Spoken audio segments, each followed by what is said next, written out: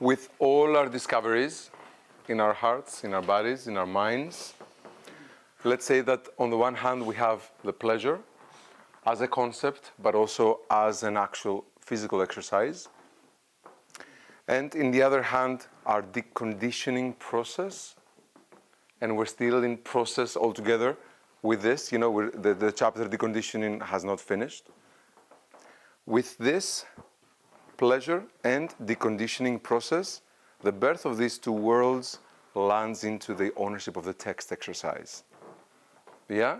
Through pleasure and through deconditioning, I am working on refining my technique to approach the text.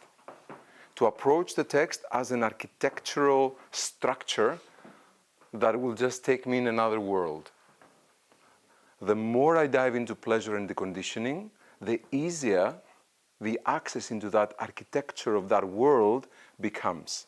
How my body, my mind, my heart, my history of my life can just come in and meet this language, meet this architecture of the language, this archetypical structure of vowels and consonants, and how can I become a vessel of this language, of this structure.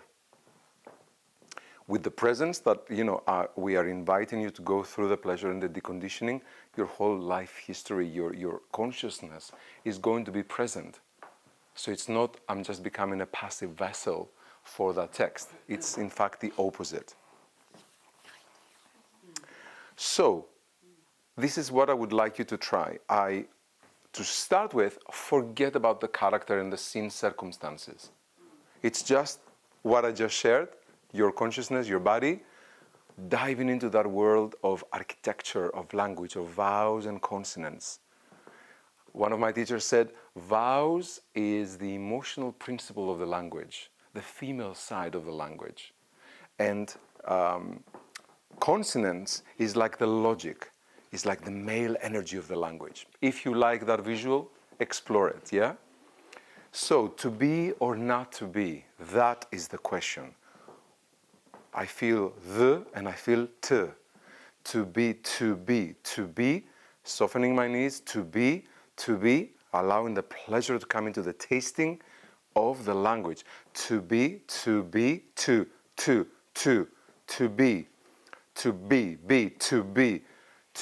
or not, to be or not, to be or not to be or not to be. That, another the, another t. To be or not to be, that. To be or not to be, that is. See. Yeah? I see water when I say is. To be or not to be. To be or not to be. Presence. I gotta be present. Otherwise, I'm just gonna keep repeating and exhausting and making myself tired. To be or not to be or not to be. That is the question. And I'm going into an abstract world where a sensory world that I'm just swimming, I'm diving in. That is the ownership of the text exercise.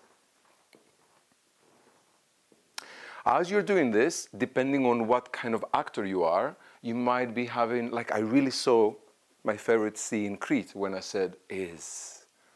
Yeah? So maybe in my artistry, in my creative process, I am a visual person. Maybe emotion is being generated when I'm actually exploring the language in that kind of way. Maybe the character is actually coming through and it's actually helping me.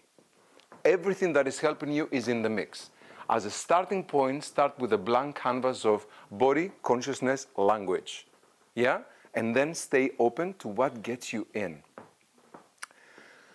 Use repetition. Use repetition of the same word, of the same sentence again and again and again until you find an undoubtable present state. It's like you and that word, you're one. That's what we're looking for. Yeah? The way you felt so free with the blindfolds at moments, the way you felt in such pleasure with the pleasure exercise, we're seeking now that connection with that word, with that sentence. Please repeat I say this again and again, and then I also see the vast majority of the actors moving to the end of the monologue within 2 minutes. It happens. So I'm giving this to you. Remind yourselves. Repeat. It's better that you spend 5 minutes on like 2 lines, and then you just find this connection, and then you can flow faster to the rest of the text. Sounds good? Yeah. Good. Let's rock.